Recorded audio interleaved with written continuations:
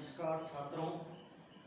पिछली क्लास के अंतर्गत हम पाठ्य सहगामी क्रियाओं की अवधारणाओं के संदर्भ में विस्तार से अध्ययन किया था और उसके अंतर्गत हमने देखा था कि पाठ्य सहगामी क्रियाओं का जो कंसेप्ट हमारे एजुकेशन के अंदर आया उसके संदर्भ में मुख्य रूप से दो प्रकार की अवधारणाएं प्रचलित थी।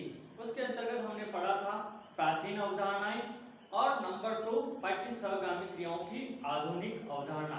प्राचीन अवधारणाओं के अंतर्गत हमने देखा था कि प्राचीन समय में शिक्षा के स्वरूप के अंतर्गत पुस्तकीय ज्ञान एवं सूचनात्मक ज्ञान के ऊपर सर्वाधिक बल दिया जाता था, लेकिन धीरे धीरे समय के साथ जैसे जैसे शिक्षा के स्वरूप के अंदर व्यापकता आई, धीरे धीरे पाठ्य सहगामी क्रियाओं के स्वरूप के अंदर भी व्यापकता का प्रस्फुटन हुआ। और उसके अंतर्गत दूसरी अवधारणा के अंदर हमने देखा था मॉडर्न कंसेप्ट। उसके अंतर्गत हमने ये समझने का प्रयास किया था कि आधुनिक अवधारणा के अनुसार पाठ्य सहगामी क्रियाएं पाठ्यक्रम का एक अभिन्न अंग है। तो इस प्रकार से कल की क्लास के अंतर्गत हमने पाठ्य सहगामी क्रियाओं की अवधारणाओं के संदर्भ में अध्ययन किया था। दोस्तों, शिक्षण के कार्य को आगे बढ़ाते हुए आज की इस क्लास के अंतर्गत हम पाठ्य सहगामी क्रियाओं का स्वरूप एवं उसके महत्व, पाठ्य सहगामी क्रियाओं का क्या महत्व है, इंपॉर्टेंस के संदर्भ में इस क्लास के अंतर्गत हम विस्तार से चर्चा करेंगे। दोस्तों, पाठ्य सहगामी क्रियाओं, जैसा कि मैंने आपको बताया, नाम से ही स्पष्ट है कि पाठ्यक्रम के साथ साथ चलने वाली क्रियाएं, ऐसी एक्टिविटीज जो पाठ्यक्रम के साथ चलती है, दैट इज कॉल्ड पाठ्य सहगामी क्रियाएं। उनको हम पाठ्य सहगामी क्रियाओं के नाम से जानते हैं। तो दोस्तों, पाठ्य सहगामी क्रियाओं का विद्यालय जीवन एवं विद्यार्थी के जीवन में अपना महत्वपूर्ण योगदान होता है, अपना महत्वपूर्ण महत्व होता है, क्योंकि पाठ्य सहगामी क्रियाओं के द्वारा विद्यार्थी को सुनागरिकता की शिक्षा प्रदान की जाती है। और बालक, क्योंकि बिना पाठ्य सहगामी क्रियाओं के यदि विद्यालय के अंदर पुस्तकीय ज्ञान को ही प्रमुखता प्रदान की जाएगी तो एक समय के बाद विद्यालय का जो वातावरण है या विद्यार्थी के मस्तिष्क के ऊपर एक तरह से बोझिलता के भाव उत्पन्न होंगे। और ऐसी स्थिति में विद्यालय के अंदर चाहे स्टूडेंट हो या स्टाफ, दोनों के अंदर निरस्ता का वातावरण उत्पन्न होता है। तो पाठ्यक्रम के पाठ्य सहगामी क्रियाओं के द्वारा विद्यालय के वातावरण को सरसता प्रदान करने में पाठ्य सहगामी क्रियाएं अपना महत्वपूर्ण भूमिका अदा करती है। पाठ्य सहगामी क्रियाओं के द्वारा बालकों का रुचिपूर्ण एवं उत्साह के साथ शिक्षण के कार्य के लिए आगे की ओर प्रवृत्त करती है। यानी कि जब बालक पढ़ते पढ़ते थकान एवं बोझिलता का अनुभव करता है तो विद्यालय के अंदर एक ऐसी एक्टिविटीज की जाती है जिससे कि बालकों का जो मानसिक थकान है वो एकदम कम हो जाता है। तो इस तरह से पाठ्य सहगामी क्रियाएं विद्यालय के अंदर सरसता एवं रोचकता के साथ शिक्षा प्रदान करने में भी अपनी महत्वपूर्ण भूमिका अदा करती है। दोस्तों, पाठ्य सहगामी क्रियाओं के महत्व के ऊपर माध्यमिक शिक्षा आयोग, जो कि सर लक्ष्मण स्वामी मुद्दालय की अध्यक्षता में गठित किया गया था, यानी कि जो मुद्दालय आयोग था उसने भी इसके महत्व को स्पष्ट करते हुए लिखा कि पाठ्य सहगामी क्रियाएं विद्यालय का एक अभिन्न अंग है और यदि विद्यालय के द्वारा उसको सुव्यवस्थित रूप से संपन्न किया जाता है तो निश्चित रूप से वो बालकों के शैक्षिक विकास में अपनी महत्वपूर्ण भूमिका अदा करती है। इस प्रकार से पाठ्य सहगामी क्रियाओं के महत्व को मुद्दालिया कमीशन ने स्पष्ट किया। कोठारी कमीशन ने भी माध्यमिक शिक्षा एवं हायर सेकेंडरी एजुकेशन के अंदर पाठ्य सहगामी क्रियाओं को बहुत ही प्रभावपूर्ण एवं महत्वपूर्ण माना है, क्योंकि ऐसी स्थिति के अंदर जैसे जैसे क्लास का स्तर बढ़ता है बालकों के मस्तिष्क का भी विकास होता है, साथ ही साथ बालकों के जीवन के अंदर कई ऐसी वास्तविकताओं का उनका सामना होता है जिससे कि बालक उन समस्याओं का सामना करते हैं और एक वास्तविक जीवन के अंदर प्रवेश करने का प्रयास करते हैं। तो ऐसी स्थिति में निश्चित रूप से उनके मानसिक स्वास्थ्य के अंदर बोझिलता एवं निरस्ता आना स्वाभाविक है। तो ऐसी स्थिति में यदि पाठ्य सहगामी क्रियाओं का सुव्यवस्थित रूप से आयोजन किया जाता है तो बालक बिना बोझिलता के शिक्षा की ओर प्रवृत्त होता है।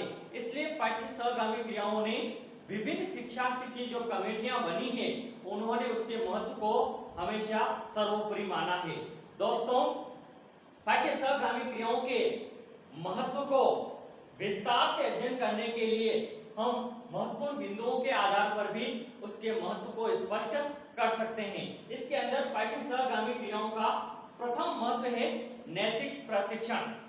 दोस्तों, पाठ्य सहगामी क्रियाओं के द्वारा बालक को नैतिकता की शिक्षा खेल खेल के माध्यम से दी जा सकती है, क्योंकि बालक का यदि वास्तविक रूप से विकास करना है तो निश्चित रूप से उसके अंदर नैतिकता की चीजों को उसके जीवन के अंदर समाहित करना बहुत ही जरूरी है। जब तक बालक के व्यवहार के अंदर नैतिकता नहीं आएगी तब तक बालक का संतुलित विकास हम नहीं कर सकते, क्योंकि पुस्तकीय ज्ञान प्राप्त करना एक अलग चीज है और पुस्तकीय ज्ञान के साथ साथ बालक का सुसभ्य एवं नैतिक होना दूसरी बात है। इसलिए पाठ्य सहगामी क्रियाओं के द्वारा बालक के अंदर नैतिकता के गुणों का विकास होता है। आपका प्रश्न हो सकता है कि सर, पाठ्य सहगामी क्रियाओं के द्वारा नैतिकता का प्रशिक्षण कैसे प्राप्त करता है? तो दोस्तों, पाठ्य सहगामी क्रियाओं के अंदर ऐसी एक्टिविटीज होती है जो कि अधिकांश एक्टिविटीज बालक ग्रुप के माध्यम से सीखता है। और दोस्तों, हम जानते हैं कि जब ग्रुप के अंदर कोई एक्टिविटीज होती है तो उसके अंदर बालक की भूमिका भी महत्वपूर्ण होती है।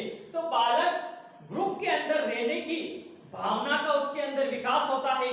साथ ही साथ जो एक्टिविटीज हो रही है उस एक्टिविटीज के अंतर्गत उसकी क्या पार्टिसिपेशन है उसका महत्व वो समझता है और उसके लिए अपने आप को वो पूर्ण रूप से नैतिक रूप से तैयार करता है कि कहीं मेरी वजह से ग्रुप की जो प्रतियोगिता है वो कहीं पिछड़ नहीं जाए। तो इस तरह से बालक के अंदर अपनी प्रेजेंट्स को प्रेजेंट करने की जो जज्बा है वो उसके अंदर उपस्थित होता है। साथ ही साथ उसके अंदर सहयोग की भावना का विकास होता है कि ग्रुप के अंदर मैं इसके अंदर क्या अपना सहयोग दे सकता हूं। इस तरह से सहयोग, नैतिकता, ईमानदारी, कर्तव्यनिष्ठा, इस प्रकार के जो गुण है वो एक समूह के द्वारा कोई एक्टिविटीज होती है तो इन गुणों का स्वतः ही क्या होता है, उसके दिल के अंदर विकास होता है। और दोस्तों, यही वे चीजें हैं जो इंसान को सही रूप में इंसान बनाती है। तो बालक को नैतिकता का प्रशिक्षण खेल खेल में मिल जाता है। साथ ही साथ जो ग्रुप का लीडर होता है उसके प्रति उसके उत्तरदायित्व की भावना का बालक के अंदर विकास होता है कि मेरा जो मुखिया है, नेता है, लीडर है, उसके प्रति मेरे क्या उत्तरदायित्व हैं, उसकी भावना का विकास भी पाठ्य सहगामी क्रियाओं के द्वारा होता है। और जब इस प्रकार की स्थितियां पाठ्य सहगामी क्रियाओं के द्वारा बालक के अंदर उत्पन्न होगी तो निश्चित रूप से वो बालक एक सुसभ्य नागरिक के रूप में तैयार होगा और उसके अंदर नैतिकता से संबंधित जिन चीजों का विकास होना चाहिए वो आसानी से हो जाएगी। तो पाठ्य सहगामी क्रियाओं का प्रथम महत्व हमने जाना नैतिकता का प्रशिक्षण। पाठ्य सहगामी क्रियाओं का दूसरा, ईपी पियर्स ने भी नैतिकता के प्रशिक्षण के ऊपर महत्व देते हुए लिखा था। प्रसिद्ध शिक्षा शास्त्री हुए हैं ईपी पियर्स। उन्होंने लिखा था कि छठा नैतिक अनुभव छठांग नैतिक अनुभव से नैतिक प्रशिक्षण से कहीं ज्यादा है। कहने का तात्पर्य यह है कि यदि व्यक्ति समाज के अंदर, ग्रुप के अंदर कोई एक्टिविटीज कर रहा है और लर्निंग बाय एक्सपीरियंस, अनुभव के द्वारा कोई नैतिकता के गुणों का वो विकास अपने जीवन के अंदर हो रहा है, तो निश्चित रूप से यदि उसको नैतिकता का प्रशिक्षण कई मात्रा में दिया जाए, लेकिन वो अनुभव या वो व्यवहार परिमार्जन उस बालक के अंदर नहीं होगा जो कि वो खेल खेल माध्यम में नैतिकता के गुणों को सीख रहा है। इस प्रकार से ई पियर्सन ने भी नैतिकता के प्रशिक्षण के महत्व को स्पष्ट किया। दोस्तों, दूसरा बिंदु है सामाजिक प्रशिक्षण, सोशल ट्रेनिंग। क्योंकि दोस्तों, मैंने आपको पहले भी स्पष्ट किया था कि शिक्षा, एजुकेशन और सोसाइटी दोनों एक दूसरे के पूरक हैं। शिक्षा और समाज का सीधा संबंध है और शिक्षा का मुख्य उद्देश्य ही समाज की आवश्यकताओं के अनुरूप बालकों को तैयार करने का होता है। तो सामाजिकता के प्रशिक्षण के महत्व के ऊपर प्रकाश डालते हुए प्रसिद्ध राष्ट्रपति वुड्रो विल्सन ने लिखा था कि सामाजिकता के गुणों का विकास करना शिक्षा का प्रमुख उद्देश्य होना चाहिए, क्योंकि बालक समाज का एक अभिन्न अंग है और जिस सोसाइटी से बालक उठ करके शिक्षालय के अंदर आता है, उसमें उस सोसाइटी की कुछ अपेक्षाएं होती है, कुछ आवश्यकताएं होती है जो कि वो एक विद्यालय से करती है। तो विद्यालय का यह दायित्व होता है कि वो समाज की आवश्यकताएं, समाज की रुचि के अनुरूप बालक को तैयार करने का कार्य करे। तो पाठ्य सहगामी क्रियाएं ऐसी है कि पढ़ने के साथ साथ ऐसी ग्रुप एक्टिविटीज के द्वारा बालक के अंदर सामाजिकता के गुणों का विकास किया जाता है।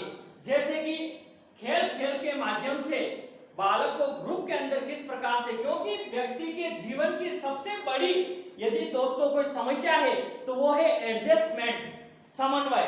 यदि व्यक्ति समन्वय करना सीख जाता है तो निश्चित रूप से मैं समझता हूं कि कई प्रकार की दूसरी जो समस्या होती है उसको आसानी से व्यक्ति क्या करेगा, हल कर लेगा। तो इन चीजों के माध्यम से बालक के अंदर कोऑर्डिनेशन की भावना का विकास होता है और साथ ही साथ समाज के लिए उसके क्या दायित्व हैं, उसके क्या कर्तव्य हैं, राष्ट्र के द्वारा उसको क्या अधिकार मिले हुए हैं, क्या उसकी ड्यूटीज हैं, इन तमाम चीजों का प्रशिक्षण वो पाठ्य सहगामी क्रियाओं के द्वारा ले लेता है और उसके अंदर सामाजिकता के गुणों का विकास होता है और बालक समाज के अंदर कुछ करने का जज्बा उत्पन्न होता है। जैसे कि विद्यालय के अंदर हम देखते हैं कि राष्ट्रीय सेवा योजना के जो शिविर हैं, वो जो शिविर का आयोजन करना मुख्य उद्देश्य क्या है, वो पाठ्य सहगामी क्रियाओं का एक अभिन्न अंग है। इसी तरह से एनसीसी है, रेड क्रॉस की सेवाएं हैं या सामाजिक जागरूकता से संबंधित रैलियों का आयोजन करना हो,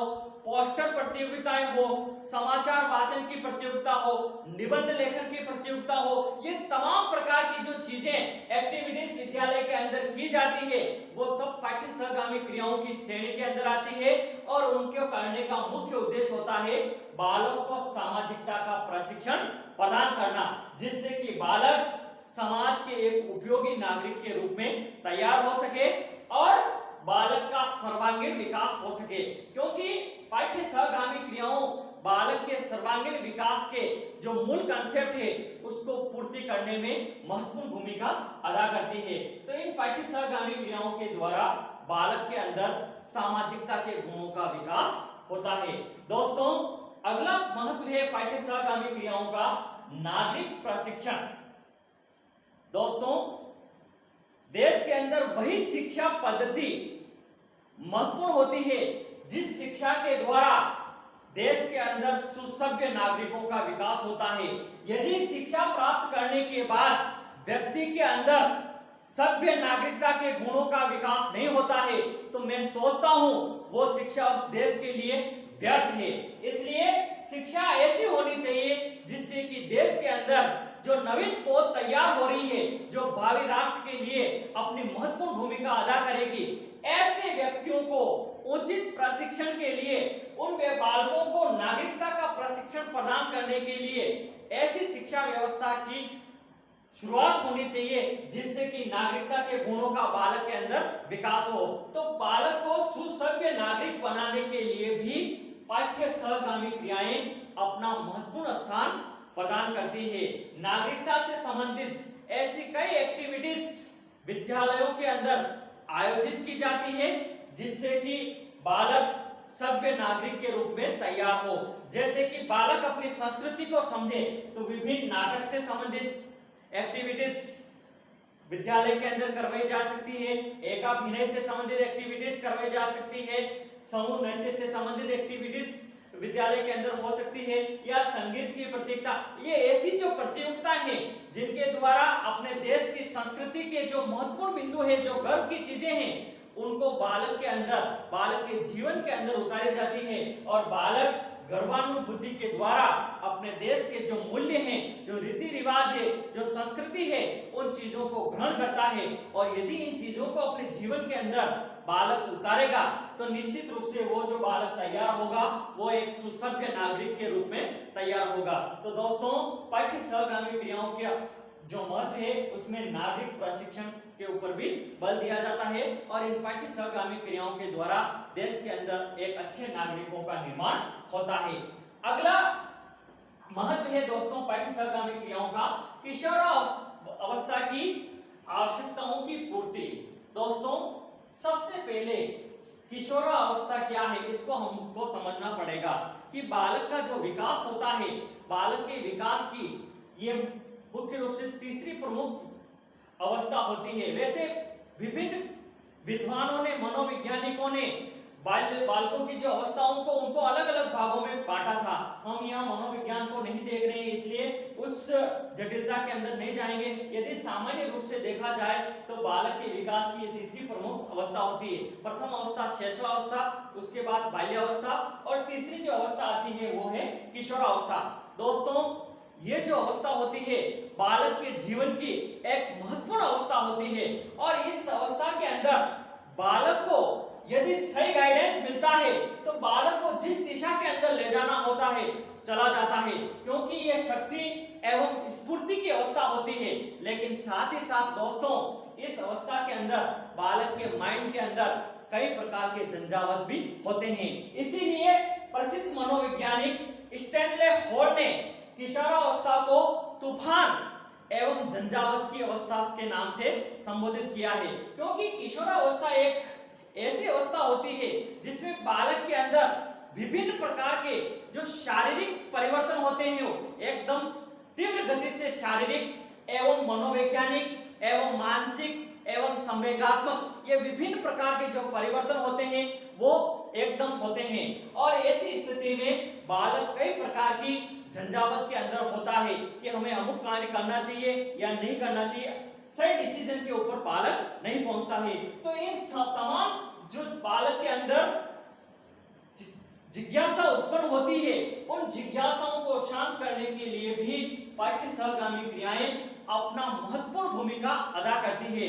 यदि इस स्टेज के अंदर बालक को सुव्यवस्थित एवं शिक्षक के द्वारा सही गाइडेंस मिलता है तो निश्चित रूप से वो बालक अपने जीवन को उन्नत कर लेता है। और इस अवस्था के अंदर विद्यालय एवं शिक्षक के द्वारा यदि बालक को उचित मार्गदर्शन नहीं मिलता है तो वो बालक अपने जीवन को बेकार कर लेता है, यानी कि बालक दूसरी दिशा में गति कर लेता है। इसलिए इस ऊर्जावान अवस्था के अंदर बालक को सही मार्ग पर लाने के लिए पाठ्य सहगामी क्रियाएं अपना महत्वपूर्ण भूमिका अदा करती है और बालक की स्फूर्ति एवं उसकी ऊर्जा का सदुपयोग करने के लिए ऐसी कई एक्टिविटीज की जा सकती है, जैसे कि नाटक की एक्टिविटीज है, गेम्स की एक्टिविटीज है, संगीत की एक्टिविटीज है, लेखन की एक्टिविटीज है या अन्य एक्टिविटीज जिसके द्वारा बालक की इस ऊर्जा का उपयोग इन चीजों के अंदर, इन पाठ्य सहगामी क्रियाओं के अंदर किया जाता है।